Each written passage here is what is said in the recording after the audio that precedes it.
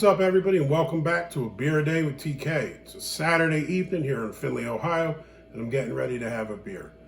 As I did a video earlier showing off some of the gift sets I found when I was out shopping today. When I got back, I was looking through some videos on YouTube. I thoroughly enjoy doing videos on beer reviews, but I also like looking at some other people. So there are a number of different beer reviewers I also follow, and I really enjoy kind of seeing what beers they have in their neck of the woods. So I'll follow people in the United Kingdom, I have some people in different states, and there's even some other people here in Ohio. And I really enjoy just seeing, what different beers they come across, or if you've had the same beers, that I can find, what their thoughts are on these beers. So one of the reviewers I looked at today is a guy named the Malted Gentleman, and he was talking about he really likes amber ales, Irish reds, and lagers. And I started thinking it is kind of a slept-on variety. You see people always doing sours, imperial stouts, all kinds of wild stuff, but we have really kind of forgotten about those kind of middle-of-the-road beers that a lot of us probably started drinking when we got into craft beer before we were, really looking for really hoppy stuff or stuff with high ABVs or sours. So I figured I would do an Irish red ale. I actually picked this up yesterday. I mentioned I went up to Bowling Green, tried to hit up a couple different microbreweries. 2 of the 3 were closed because I was too early, but Bowling Green Beer Works was open. I managed to pick up 4 different beers, and I brought them home. I had one last night, but I figured I would give this one a shot today. This is Burning Couch. What I really dig about Bowling Green Beer Works is a lot of their beer titles are obviously very personal. So, for example, they have a Professor Coombs IPA, clearly named after a professor, I guess, up at Bowling Green State University, which means I need to step my game up. I'm a professor. There's no beers named after me. I must suck. I got to change that. They also have one called White Squirrel, which is a Belgian triple, which is really cool because they have a white squirrel that hangs out in the the parking lot. Yesterday, when I was pulling in with my son, I told him, I said, there's a white squirrel that hangs around here. No sooner did we park, the white squirrel ran underneath of my vehicle. So they have a white squirrel beer named after the white squirrel that hangs out in the little beer garden area. And this one here is called, it says Manville Avenue Burning Couch, which leads me to believe something happened on Manville Avenue. Somebody burned their couch on Manville Avenue. I need to dig deeper and find out what the story behind this is.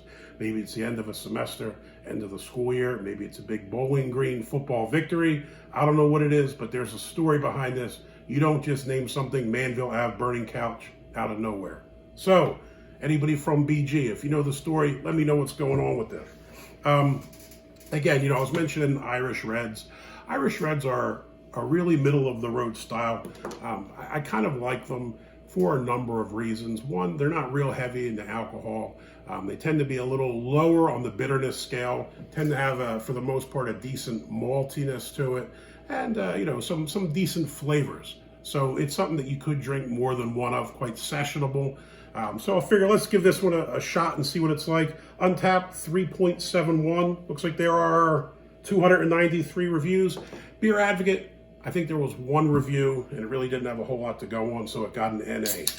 Using the Bowling Green Beer Works glass. Let's check it out. Color-wise, kind of doing what you would expect from an Irish Red. Ooh, almost got an Anderson pour here. All right, so let's check it out. Color, dark amber. Can't really see a whole lot through it, but a wee bit of carbonation going on, nothing too crazy. Head looks nice, so, about the width of my thumb. Nice kind of tan color to it. Looks like it's hanging about, clinging. Nice and frothy. Smell, kind of pick up a nice caramel smell. A little kind of light spiciness to it. Nothing real dominating.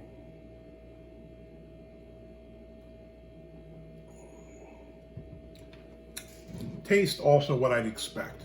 I would say this is more malty than hoppy for sure. So you definitely kind of get a nice malt profile.